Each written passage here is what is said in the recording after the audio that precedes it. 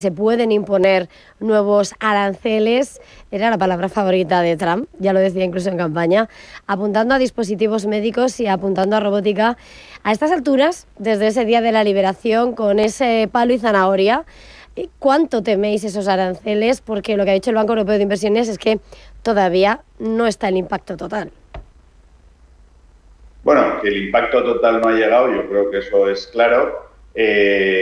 Trump es verdad que ha hecho mucho hincapié tanto en la farma como los dispositivos médicos, pues por los elevados precios. Sabemos que en Estados Unidos es donde más margen tienen las empresas. Desde luego, si establece nuevos aranceles, eso no va a ayudar a los precios en Estados Unidos, más bien lo contrario, ¿no?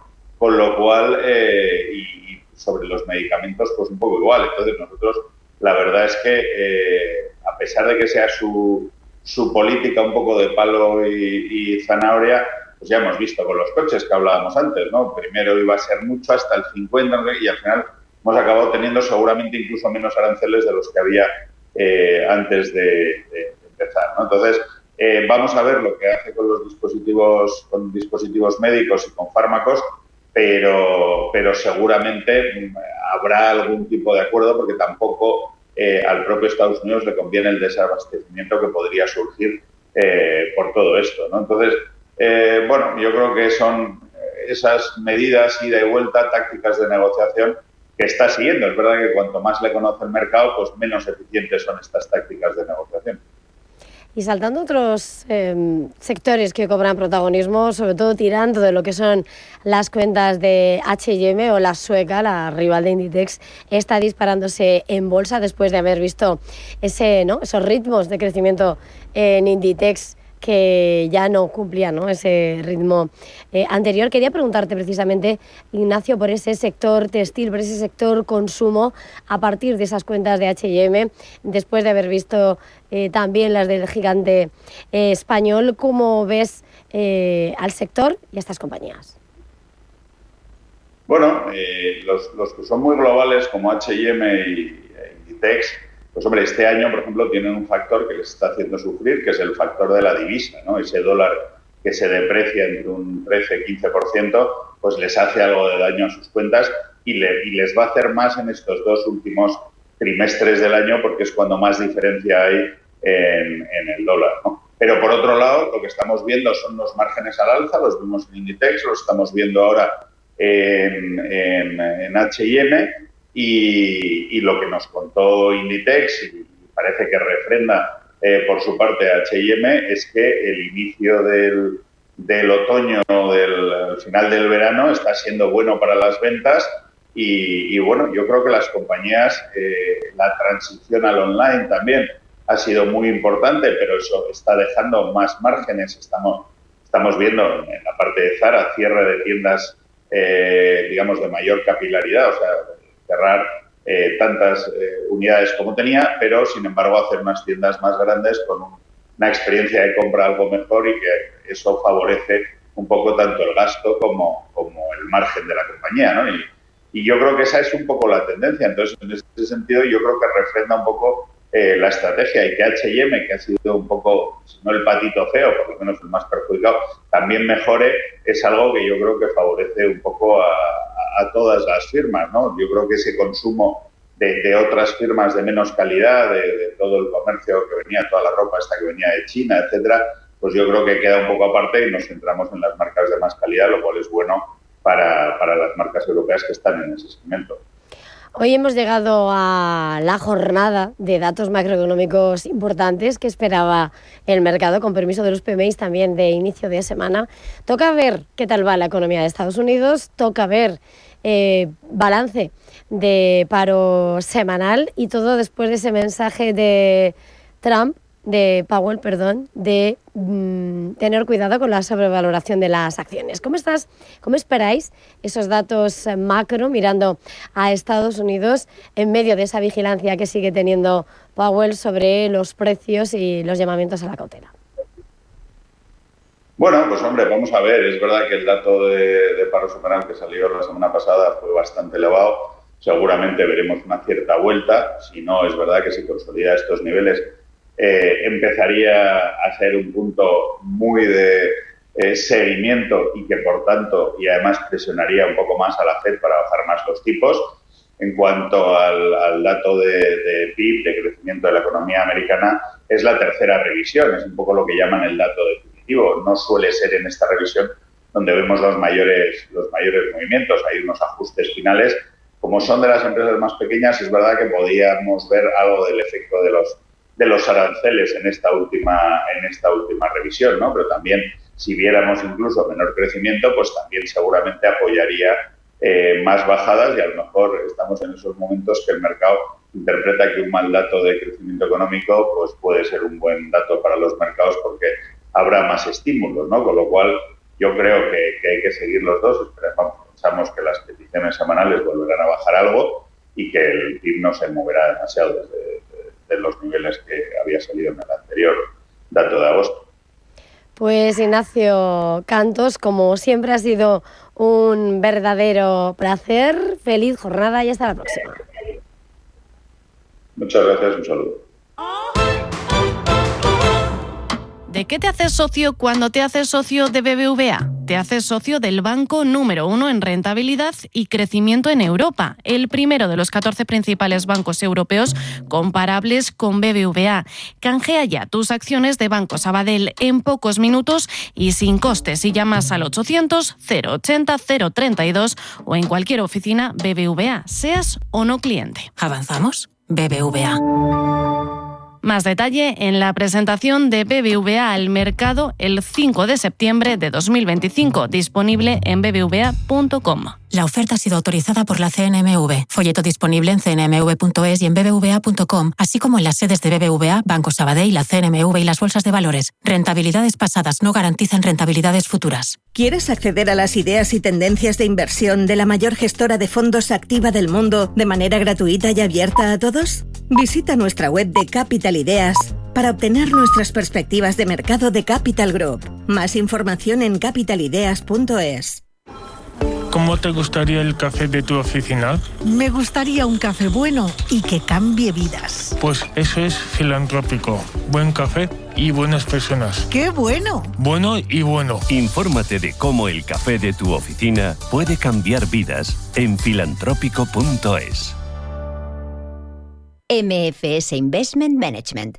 Como pioneros en la inversión de activos desde 1924, en MFS ofrecemos una amplia gama de fondos de renta fija. Descubra nuestras estrategias y conclusiones en mfs.com/fi. Estamos en constante cambio. El mundo cambia. Cambia nuestro entorno. Cambios que nos hacen reflexionar. Cambios que nos hacen apostar por fórmulas diferentes. En la radio apostamos por el sector inmobiliario. Súmate al cambio con Intereconomía Inmobiliario. Cada miércoles y jueves a las 11 de la mañana. Con Elena Fraile. En Radio Intereconomía. Nos sumamos al cambio.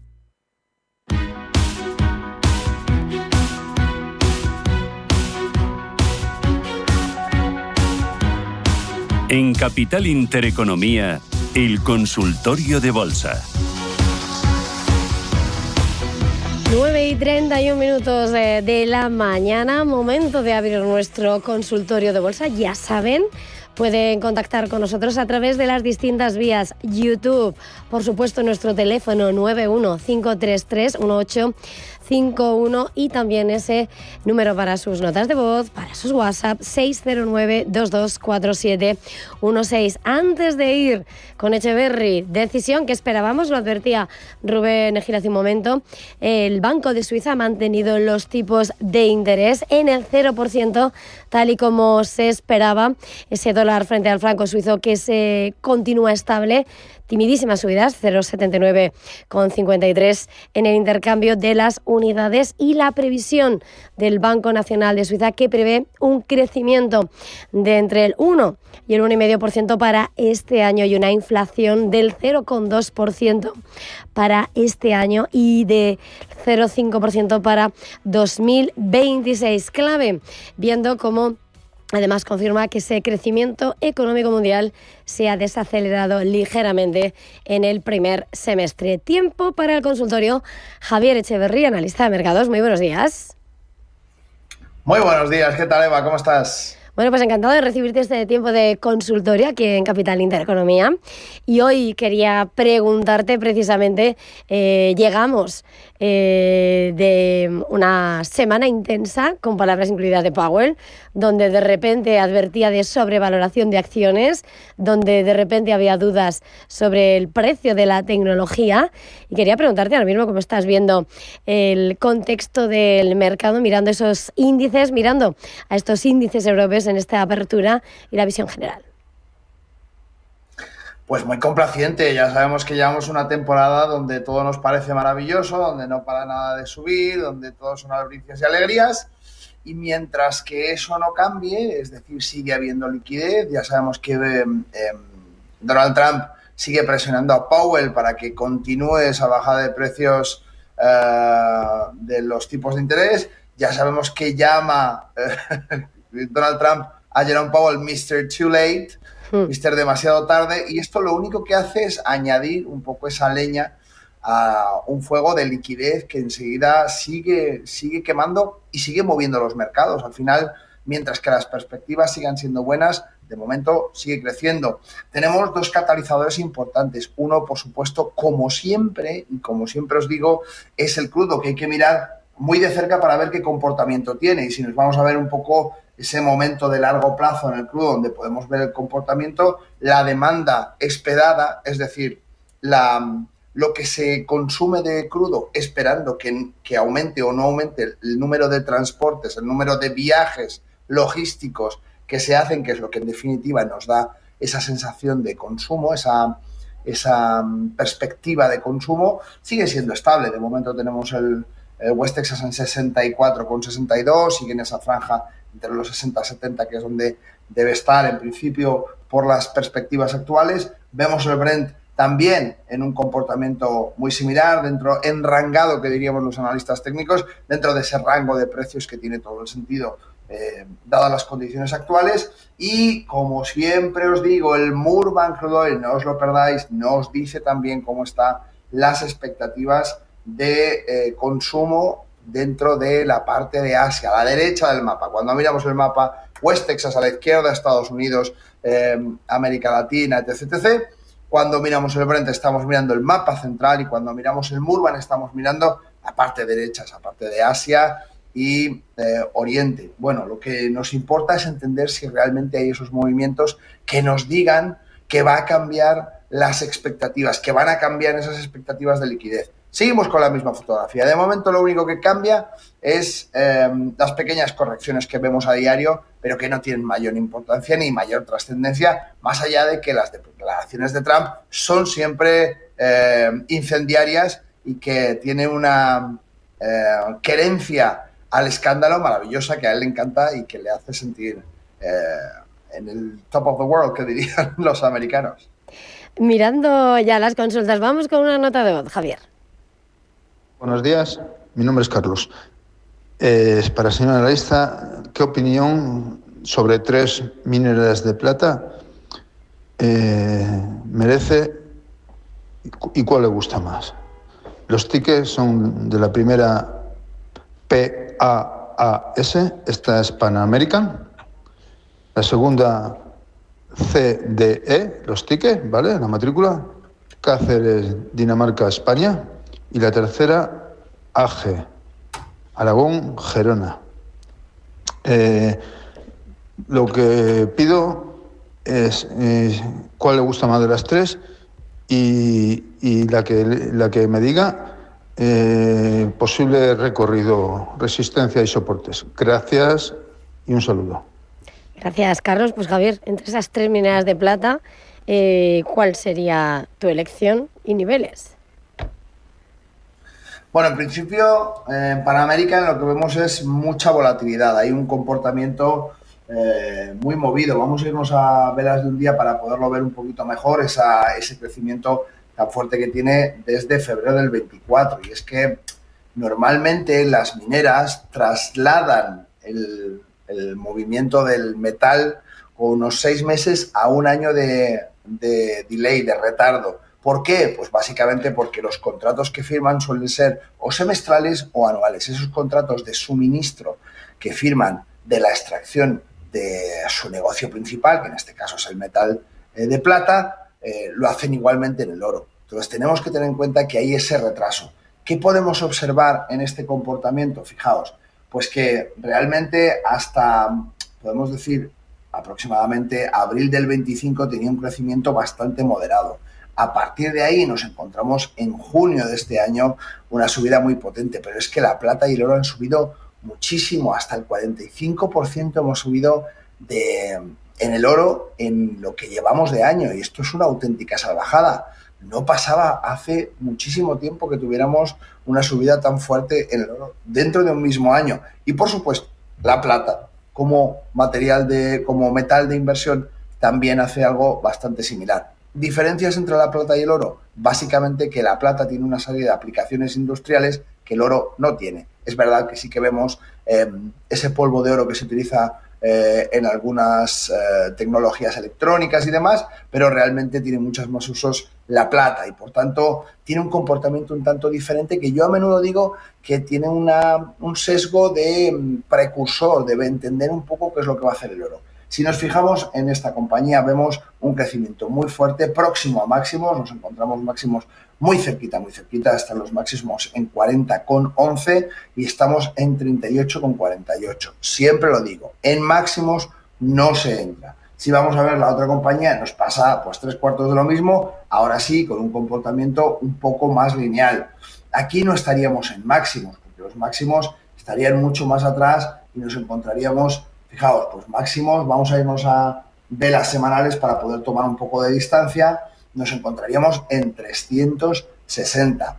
¿Cuál es la diferencia? Pues que lógicamente en este activo, en esta minera, hemos visto una depreciación auténticamente salvaje. Desde sus máximos ha llegado a caer, pues vamos a ser exactos, en un 99,46%. Y eso nunca es porque sí. Entonces, ¿qué podemos leer? Pues que hay una volatilidad muy, muy fuerte en esta compañía, que está rompiendo una zona de resistencia muy importante, que estaría en torno a los 10,93, y que esa zona del 10,93 lo ha roto el 20 de agosto. Esto quiere decir que la subida es muy próxima desde el 20 de agosto. Recordamos que estamos a 25 de septiembre, ha pasado un mes y 5 días desde este movimiento. Lo normal es que este título tenga una corrección para soportarse de nuevo en la zona, pues aproximadamente de los 12,15. Si vuelve a visitar esa zona de los 12,15, podría ser probablemente la opción más interesante, porque está alejada de esos máximos históricos y porque tenemos que tener en cuenta que lo que estamos viendo en esta minera es volatilidad, que en definitiva es lo que necesitamos todos los traders para poder hacer dinero en el mercado. Ahora, eso sí, tenemos que saber si la volatilidad que observamos en un título va acorde con nuestra tolerancia al riesgo. Más consultas esta vez vía YouTube. Javier dice: Virginia, buenos días. ¿Cómo ves Airbus, soportes y resistencias? Pues vamos a ver Airbus. A ver cómo la vemos. Muy alta, muy alta, 198,34 es su máximo histórico y nos la encontramos en 192,52. ¿Qué se hacen máximos? Como siempre, acabas de decir. Esperamos. Y no me canso de repetirlo porque me sigo encontrando un montón de clientes, de amigos que me dicen: Javier, es que he entrado en el mejor momento. No, no has entrado en el mejor momento, has entrado en máximos y esto significa que no sabes qué es lo que va a suceder desde ahí. ¿Que puede seguir creciendo? Por supuesto que sí, pero como los traders no podemos ver el futuro, lo que tenemos que hacer es trabajar con estadística.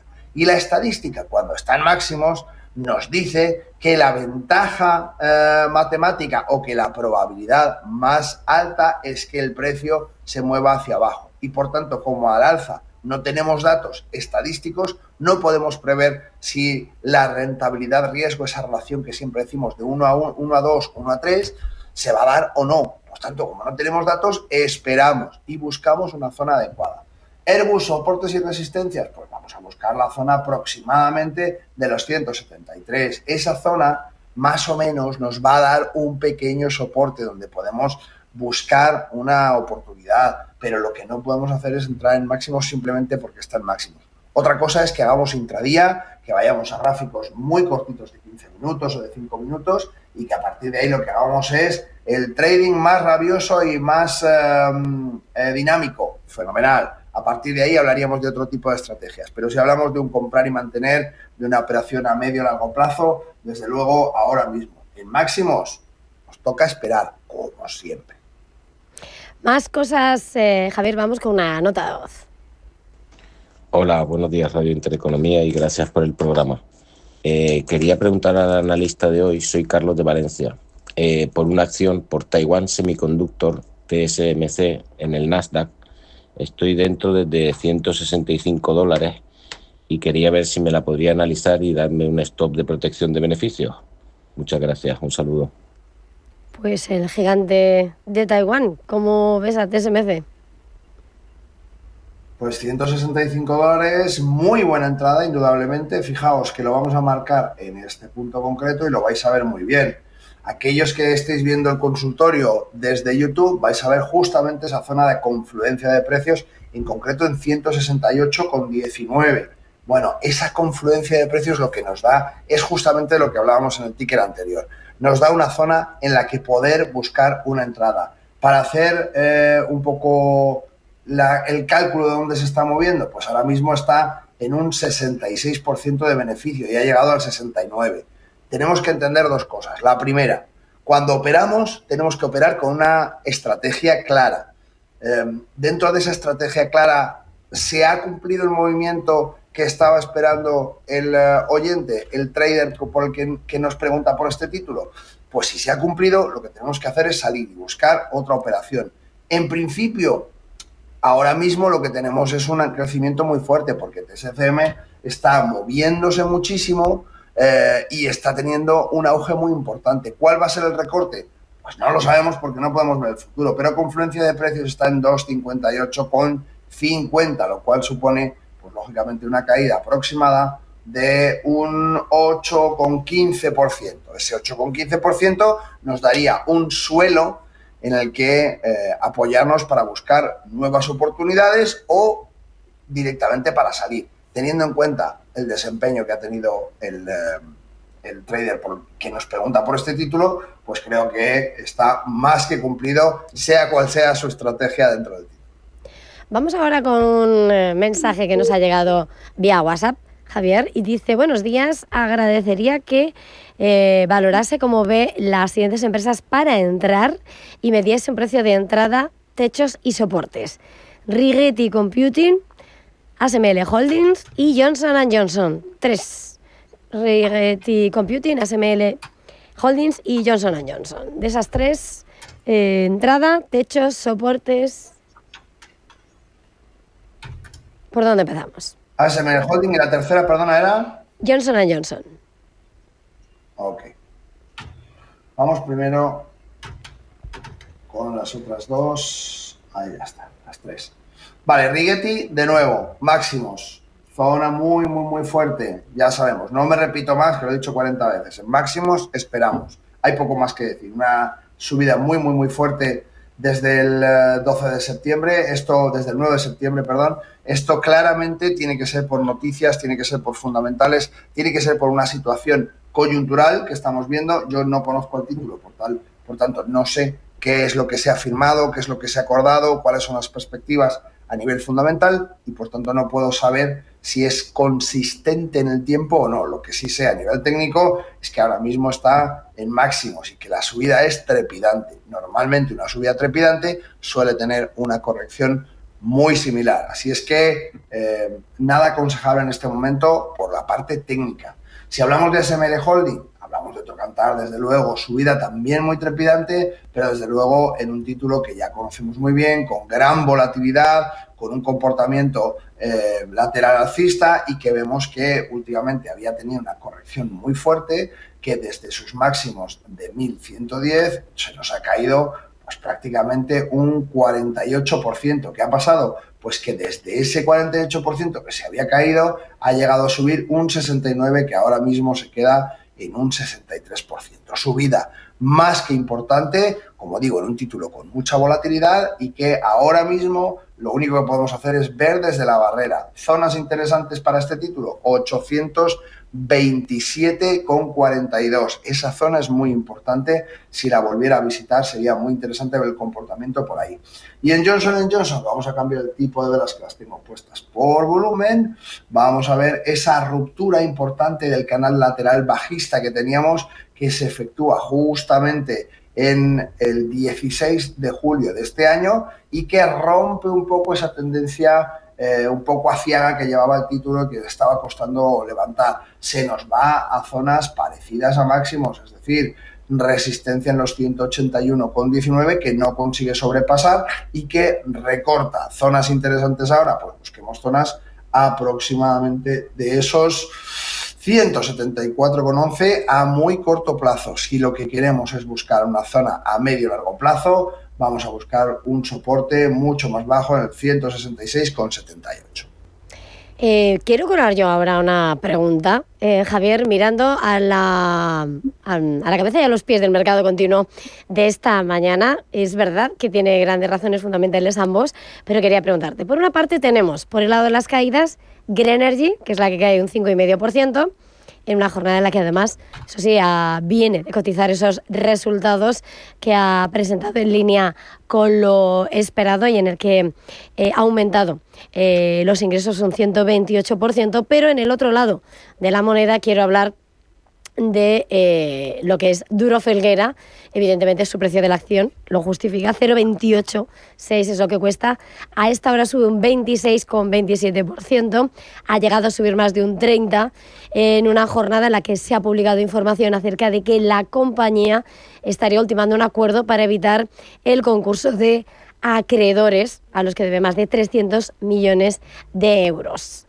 De los dos, no sé si te merece algún análisis por parte de Duro Felguera a estas alturas y Grenergy sobre todo.